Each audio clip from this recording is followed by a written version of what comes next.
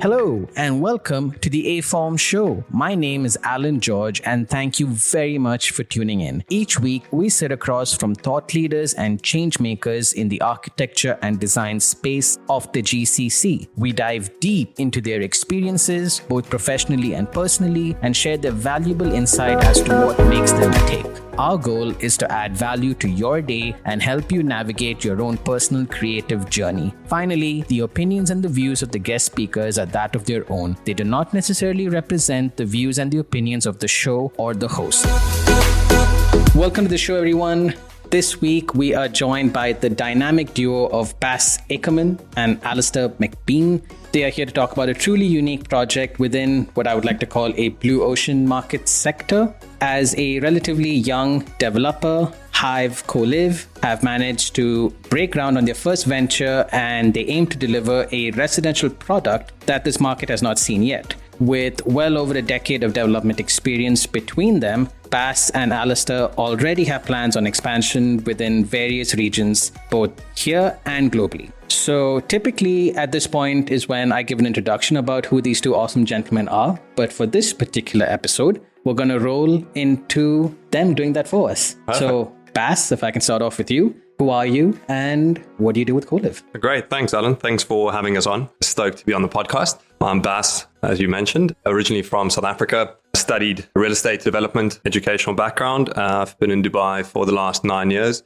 working across a broad role of real estate roles, mainly consultant side, delivering a lot of hospitality projects across the region.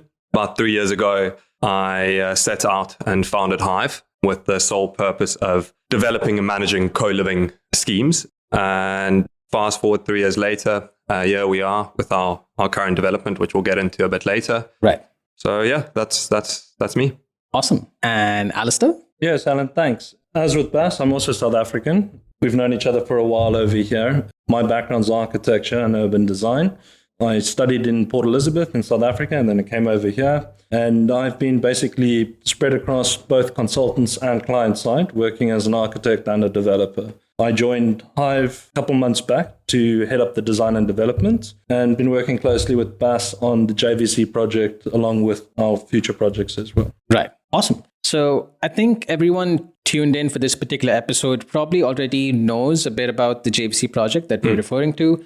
For those who probably don't, if Bas, you can kind of give us the elevator pitch, if you may, of what that is. Hive JVC, it's really the region's first build to rent co-living development. From a physical point of view, it's a 2-basement ground plus 5-story building, roughly 165,000 square feet of built-up area. And we have 117 apartments, which translates to about 173 bedrooms. That's it from a physical asset side. Obviously, it's a co-living asset, so it's unique in its design, it's unique in its positioning, and the way we hope to operate it ultimately. Awesome. So I think the kind of unique part of me, if I may, is sort of the co-living part of it, right? As compared to, say, what else is there on the market at the moment. So Alistair, from your point of view as head of design, how does that kind of change the typical kind of, planning which most designers are normally used to? How does that kind of change when you have the concept of co-living? Yeah, well, I think you need to look at the model from a completely different perspective. We're not trying to foster individual units and societies. We're trying to make a communal environment for our residents. So we've had to relook at both the apartment layouts and designs, as well as the common areas and the community spaces. I think through efficient optimization of the units, what we've actually managed to identify is that there's certain elements and functions that you find typically in a residential development here in Dubai that we don't necessarily need or we can improve on, okay? And sort of support those and back them up with the communal functions that we have in our development. So, I mean, an example for you is that in our Hive development, we don't actually have, for example, individual laundry rooms in each apartment, but instead we have a communal laundry as part of our amenity space. And I wouldn't call it a stagnant or a boring laundry. It's actually a fun, vibrant space integrated within the public realm. There's place to socialize, there's place to interact, and at the same time, get your chores done. What that's done is it's allowed us to actually free up some of the space that we had in our apartments, which we can then give back to the public spaces. Similarly, we've looked at things like our kitchens. How do we get a functional, optimal kitchen but at the same time, be conservative on the space. So we've moved away from the typical U-shaped kitchen. We've got L-shapes and I-shaped kitchens, which is working fine. And at the same time, we've then supported that with a large communal kitchen on our ground floor within the recreation space. And I think for me, this is one of the biggest draw cards to the project, because what it's doing is not only serving a function, but it's fostering that social interaction. The way that we see the building operating, which Bas can touch on in a minute, will actually show you that we're actually planning certain events that are going to be sort of facilitated by the social kitchen as well. So yeah, it's an interesting way of looking at it. We've also looked at the common space as becoming far more flexible, as opposed to compartmentalizing certain spaces where you have a fixed dedicated space and a function. What we've done is we've looked at how do we create spaces that can become adaptable. So, one day we might be wanting to have a talk or a lecture. The next day we might be wanting to have a exhibition or a indoor sporting facility, whatever it may be. So our whole design around our public areas has catered for that flexibility. Right. So then if I may just ask from a developer point of view, how would the leasing or the kind of purchasing options go when you have so much communal space as compared to actual carpet space owned by people? I think it's an interesting question. It's a very broad topic to tackle. I think fundamentally, when we looked at this model, we started from the point of view of what are the major pain points faced by young transient expatriates arriving in Dubai. That was really our departure point. We said the primary issues faced by people really is the lack of affordable accommodation, the lack of convenience in trying to find accommodation, and then really the lack of modern designs that's in keeping with a younger generation sort of lifestyle. And that's missing that social aspect of it. So these are the problems that we identified from the outset. When we looked at how do we design a building to really touch on each of these and resolve them, we straight away found ourselves in the position to say half of it comes down to design, but the other half, which is much more important, comes down to how these buildings actually operate and function. At that point in time, we had to make a call in terms of, do we go down the prevalent build to sell route that you find in Dubai? Right. Or do we break away from that and look at a build to rent model where we design and develop these assets, but then we retain ownership and we really manage that asset? So we opted for the latter, which really allows us to, one, ensure that the apartments are affordable in the way that they are priced, but also in the way that they are paid. So moving away from a large upfront payment, moving towards something more on a monthly basis in keeping with people's salaries and the way they earn their income. But more importantly, it also allows us to make the whole experience of renting an apartment much more convenient. So we're looking at how do we digitalize that process to make it seamless and a lot less painful. And then obviously when it comes to people actually moving in and living in the building, we can look at how do we foster that sense of community? How can we really get like-minded people to connect and thrive in this building? Right. So it's a bit of a long-winded answer to your question, but in short, we had to move away from a build to sell model. Right. So when we look at these buildings, we look at them with completely different metrics in mind. Right. For us, traditional metrics like efficiency is important, but because we're not really selling these assets, we're much more in tune with the number of apartments and the number of bedrooms that we can get in the building. Right. And also in terms of the utility that people get out of not only their apartment, but the public areas. Right. And together then we look at obviously the rental income that this asset can generate and whether it stacks up financially. Right. Okay. So then from a design point of view, again, coming back to you, Alistair, from a unit kind of mix, if you may, are these predominantly sort of, the studios and one bedrooms, or do you have 2, 3 and, bigger? So we have got a mix. We've got studios, 1 bedrooms, 2 bedrooms and 4 bedrooms. But the idea, and I think it caters to the audience as well, is to have predominantly single occupancy units. That's what we're trying to accommodate at the moment in the market. But then we've also allocated a few 2 bedrooms and 4 bedrooms on every floor. What we have done with those 2 and 4 bedrooms, though, is we've designed them in such a way that each bedroom is en suite, it's self-contained. So even if you're in a shared apartment, you still have your own basic private facilities. It's not completely shared. Right. Which has worked well for us. I think just to add on to what Alistair is saying, I think we also, when we were were doing our research and speaking to people, we also found that shared living is extremely prevalent in Dubai. We all know that it's here. Right. And we found that a lot of people actually do wish to live with friends and family that they know. And hence we thought a small percentage of shared apartments would be something that would be welcomed, provided that it's specifically designed for sharing. Yeah. And so we placed a lot of emphasis on saying, how do you design a 2 or 4 bedroom apartment for people who will share this apartment? And so a lot of time and energy went into that. And I think we have a product that works, even though it's slanted more towards private occupancy or single occupancy. Right.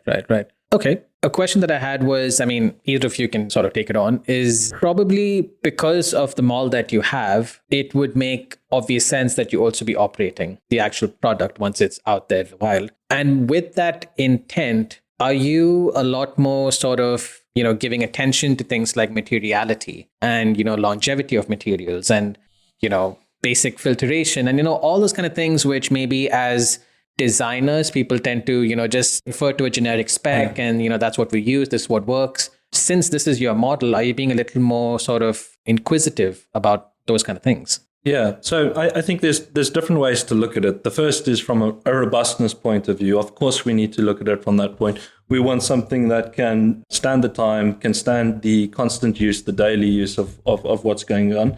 So we have been looking for robust products, and our specs are spec'd accordingly. But the other way to look at it is materiality that's timeless or open to interpretation.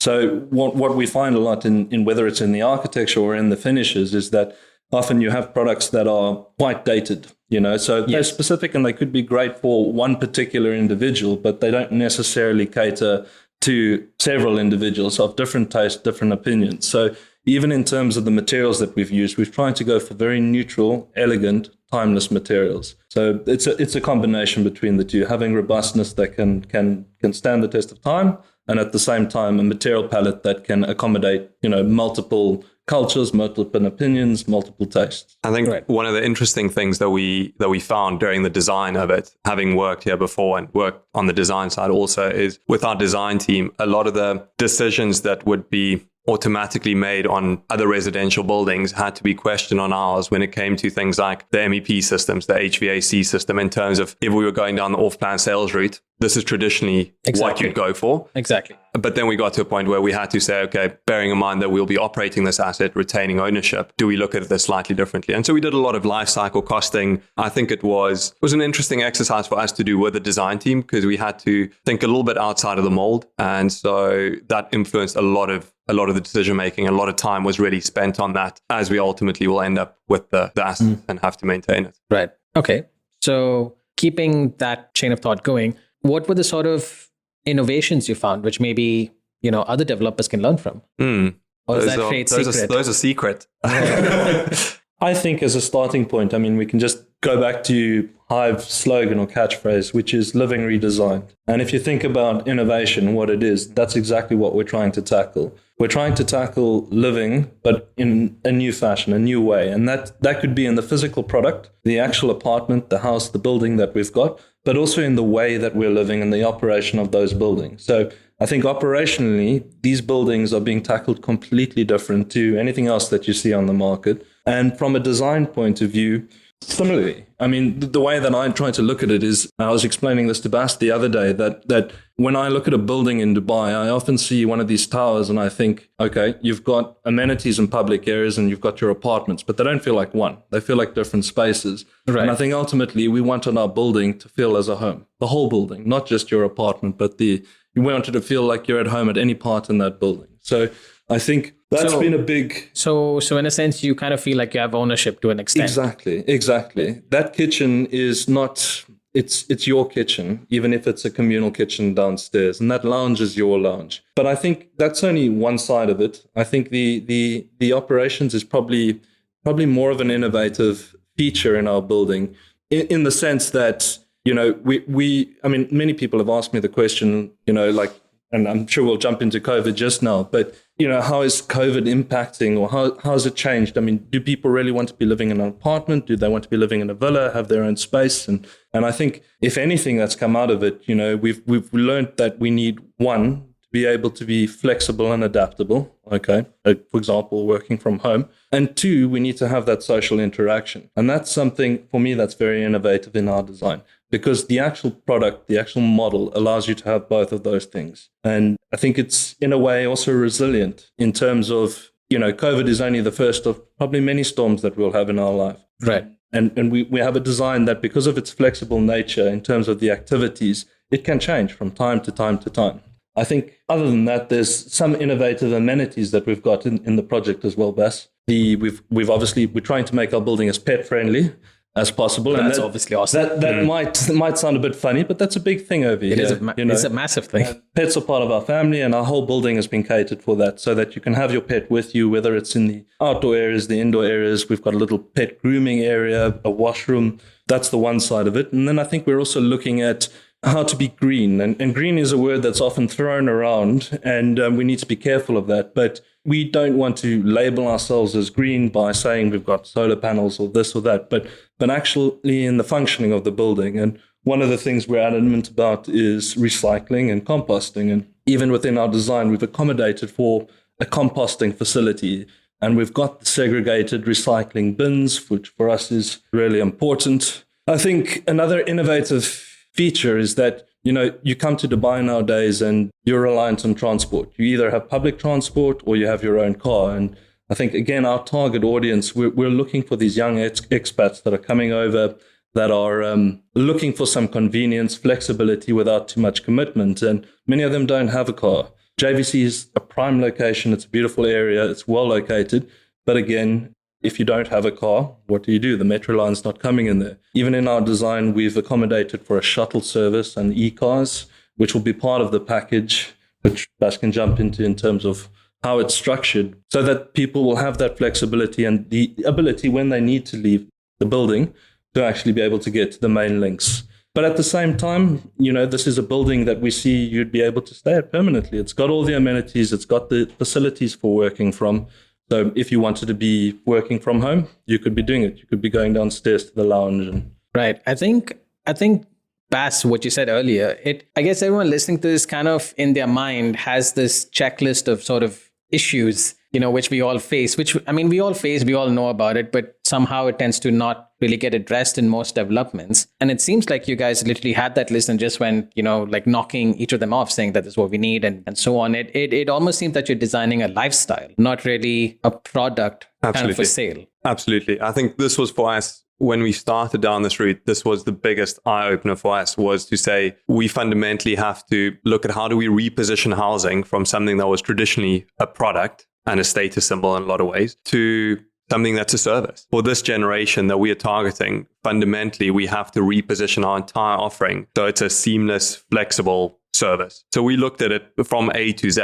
And from the point of innovation, we really went and, as you said, identified all the problems that we faced when we moved here. I was 22 when I moved here. And we went through them one by one and identified the solutions. I think what we've ultimately come up with is when you put all of these things together, it's an extremely innovative product. If you take one or two of these features, you can go and say, yes, but so-and-so has done it. And yes, it's been there, done previously. But I think as a package, it becomes extremely compelling. But I think the fundamental point really for us is looking at this as a seamless, affordable, flexible service. Right. Which is really cool. I'm really excited to kind of see this up and running. To be honest, we were kind of talking before the recording in terms of your program and when you expect to be ready. It appears that COVID kind of didn't really bother you that much. Is that true? Yes, we got quite fortunate with COVID. And during the onset of COVID, we were just finishing off the design. So we finished detail design in IFC remotely, which I think the design team enjoyed, avoiding all-day workshops in person. Right. So we finished that off. That was concluded. And then we floated the tender. It must have been in May. So it was sort of at the peak of COVID. We floated tender. We had a remarkable reception from the contractors, as you can imagine. And we were fortunate in the sense of tenders came in where we needed them to be. We concluded that process and we awarded the contract, and we were able to commence and mobilize in July of 2020 when the restrictions or the complications related to labor and logistics of transport across different Emirates had sort of subsided. And so we were very fortunate. We didn't actually lose any time. We had a much more receptive and softer market to go to tender in. And if all goes well, we'll be done Q4 of 2021. We'll be live. Awesome. So now that you're kind of on site, Alistair, we were talking earlier as well about how no matter, how crisp your tender package is, there's always coordination on site. And I'm imagining with this kind of model, there probably is a lot more coordination, especially in the realm of, say, MEP and so on. How are you kind of finding that on site? I mean, is it causing much of a problem? Is it still early days or? It's still early days, but we've got a solid contractor on board, which is really good. It helps. And our design team is being heavily involved. We're retaining the same design teams, whether it's architects or whether it's MEP, from the design stages through into the supervision. So we're actively involved in them. We're doing our own internal design reviews as well as the third-party reviews, and just working hand in hand with the contractor. That really is the best way. I mean, in every project, you will always come across issues that you have on site, but it's that collective group of minds between a client, between a contractor, and between the designers to find the appropriate solution. And I'm comfortable with the team that we've got to do that. Right. Awesome. I think having a designer on client end of things kind of irons out a lot of creases, doesn't it? I would hope so. I'm sure Bas would hope so. No, massively so. It helps to have someone who has worked consultant side, who's worked development side, right, as an Alistair, on board, just to keep the design team honest and on their toes. I think I can honestly say from the get-go that the design team were heavily invested in the project and the vision. And I think we were collectively quite excited and passionate about the execution of it. We spent an extremely long time doing pre-concept design, going overseas, looking at other similar developments, doing a lessons learned exercise on those. And so I think the design team were on board. They were happy to walk the journey with us. And their intentions were good. They wanted to deliver something that lived up to our vision, something that was unique to Dubai. And I think the package that we've received reflects that. Obviously, there are some issues here and there that no one could foresee. Right. But I think we, as Alistair said, we have a very solid and strong team doing the site supervision. We were conscious of not skimping on that phase. Right. And so we consciously said, let's go with the same design team. Let's retain the continuity. Let's employ them and let's deliver this project and take it from the drawing table to site. Right. Because I think in our previous episode, we actually had this come up as a very interesting topic in the sense that it's quite typical in the region that post-contract invariably doesn't particularly stay with the people who initially designed it, which is a shame, obviously, which most clients tend to not really see the value in because they just, in their mind, probably assume that if we have received a completed package, it should be kind of a plug and play on site and everything should work fine. And if you haven't, you probably haven't done your job right to begin with. So I think having a designer, yes, makes absolute sense. I'm also trying to understand from the design team, how involved are they moving forward into, say, your other projects that you have in the pipeline? Are you going to retain the same team with the same model? We'd like to think so, certainly. We've walked a long journey with the design team, especially Fadi Saruddin, who did the architecture, interior design, and the landscape. As I mentioned, we did trips to London, went and visited different types of projects. So I feel that body of knowledge that we've built up and going through this design phase, we would hate for it to be lost. Right. Yes, I think spot on with what Bas is saying over there. I think that with every consultant that you'll work with every designer, you're going to pick up some value, and we definitely have picked that up. But every project is, again, unique, and every project will have its own sort of goals, values, missions that we're trying to achieve. So, I mean, there's always room for growth as well. We see ourselves collaborating and working with, whoever we need to work with to have successful projects. So, yes, we'll be retaining design intelligence and teams, and at the same time, we'll be building on that. I think just to add on to your point, Alan, I think what I've often seen in Dubai happen is that most of these projects, the bigger projects, certainly take between 2 and 3 years, if not longer, to materialize from concept through to operation. And I think what often happen within the design team and the client side is people come and go. And each time a person leaves, you lose a tiny bit of the history, the knowledge that went into the product. And by the time you finish the project 3 years later, a year over schedule, none of the original people are there. No one's accountable. Right. And that's not the route we wanted to go down. And I think we've been very fortunate in that everyone who started the project with us is still on board and is at site to deliver this project. Right. And so you have accountability, but you also have just people's vested interest in delivering their baby. Right. I think that's a very interesting point because, again, it happens way too often that, like you said, people who should have been there are no longer there, and that leads to poor decisions, if I Absolutely. may, or rather the cheaper solution at times. I kind of want to dial back to materiality, Alistair, if I may, because it seems from a model point of view, this kind of is in that gray space between residential, but then because it's operated sort of hospitality as well. So do you think from a finishing point of view, if you are going to stay, like you said, timeless with the neutral palette and so on, do you think you're more towards hospitality side of things or more towards residential? Definitely. I think hospitality has been a huge influence in the design. In terms of the materiality from different perspectives, one, obviously trying to create that timeless architecture and interior that can sort of, if you think about any hospitality project, the influx of people that you've come, the different nationalities, you want something that can not only accommodate multiple sort of opinions and tastes, but also different timeframes. So one, we've gone for the neutral raw materials and that are flexible in terms of what we're trying to achieve.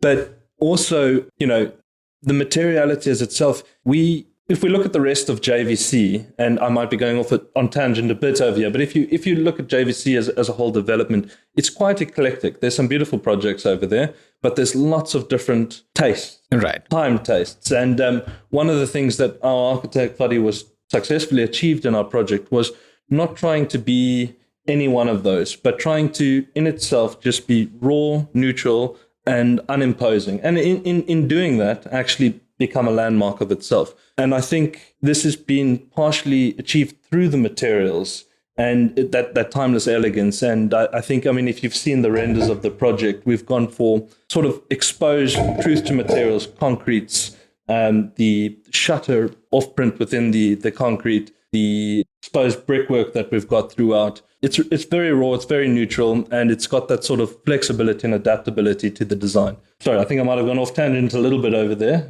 Oh, no, it's fine. I heard brick walls and I'm happy with that. I think what we also wanted to do, it's not from a materiality point of view, what we also wanted to do was just a pragmatic development where we say, let's get rid of the fluff. Let's get rid of the marbles and the gilded elements, and let's deliver something that's tasteful, that's timeless, that'll stand the test of time. Yeah. And so we've gone for natural materials. We've used concrete, we've used blockwork, we've used timber in very innovative ways. And I think in ways that really lift these elements. And we've not tried to develop Dubai's next ultra luxury project by just going for marble throughout. And I think that helps us just in terms of how we position it to our audience, but also from an affordability point of view, we just wanted to deliver something that's more in line with the tastes of the younger generation. Right. But just back to that point, materiality is only one of the ways in terms of coming across with the hospitality sort of feel. I think a bigger part of that is the functioning of the building, and if you look at any hotel, for example, look at those spaces, the public spaces, how interactive they are. That's the type of approach that we've got on this project. We want you to feel that every part, every nook and cranny of that building can be used, and it is open for your use. It's public, it's interactive. Right. I think that's been well executed within the project. It's super important for us, and now we way off on a tangent. But I think just to Alistair's point, when we went and looked at other developments and when we did our research, we came across a lot of concepts that ticked the co-living box in the sense of they had a lot of amenities. And I think straight away we said, from our point of view, what we wanted to do was design spaces to facilitate social interaction. Right. For us, we didn't want to design it in such a way as to impose from a top down, tonight we will have this event and you are invited and please come and join us. I think we're all adults. The people, our target demographic, can stand on their own 2 feet. And we really wanted to design it in such a way as to say, we've designed a multifunctional, adaptable space, make of it as you wish. And that for us was really important in the design. So we didn't want to have lots of little compartments of a games room, a library, a wellness center, and all these little elements. For us, it was really, how do we design it so people can actually use it and adapt it to their tastes and needs? Right. True. I think that sounds really cool. There's not a single, maybe I'm being a little biased, but it really does sound like a really cool place to be. Well, you can definitely have an apartment when it's ready. I most probably will. As much as I don't want to address COVID because it is what it is and we are where we are, I do have to ask though, because it's a co-living space, because there's apartments to be shared, there's rooms to be shared, there's facilities to be shared, a lot of common areas and so on. Now, at this current point of where we are with COVID in the world, has that changed specs in any way? Has that changed the way that you're kind of thinking about how this project would be received by everyone? Because, I mean, everyone's kind of anti-germ, anti-touching, sharing, that kind of thing. Yeah. I think, like we can focus on COVID, but there's going to be several COVIDs in our life, different types. And I think it really just comes down to resilience in the project, being able to have a development that can withstand all of them. In particular to COVID, there's two sides to that coin. Like, yes, people are more conscious of social interaction and spreading germs, but at the same time, we as the operator are confident in terms of managing a facility as a whole.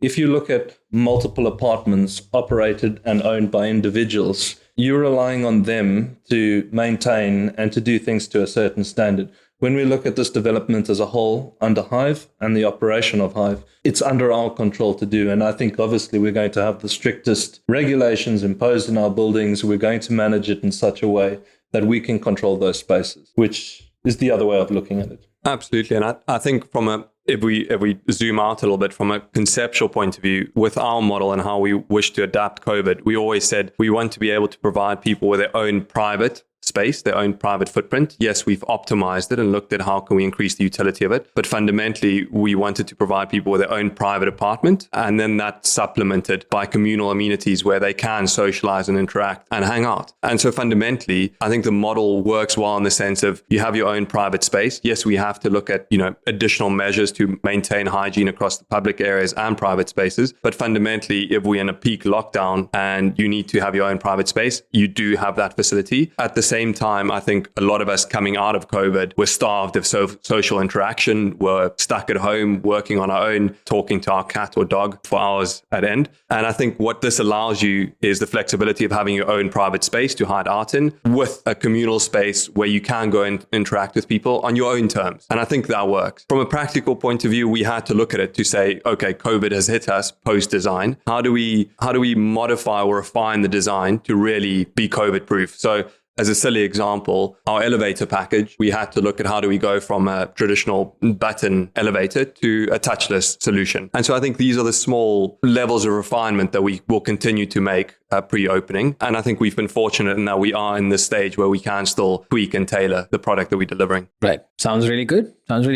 I obviously wish the both of you and Hive CoLive best of success. Obviously, we are really excited to see this project kind of come into life 2021. As we kind of wind down to the end of the episode, a final question would be sort of next steps, the way forward. What do you kind of see as the future of Hive CoLive? Bas, if you can kind of start us off. We're excited for the future. We're excited primarily because I think there's really this generational paradigm shift towards housing and space as a service, which I think co-living plays well into. So I think co-living going forward has a lot of legs. Hive CoLive, for us, we are looking at how can we scale Hive in a sustainable manner. So we aren't hoping to have 400 hives across the UAE in the next 5 years, but we are looking at how do we grow this company. And for us, it's a two-pronged approach. One, we are looking to develop one or two more of these assets that we currently have in the development pipeline. And then at the same time, we're also looking to scale the company by specializing in operations of co-living. And that might entail partnering with third-party developers where Hive comes on board purely as a co-living manager or operator in the traditional sense. And so for us, that's really the way forward. We are excited about the Dubai market. I think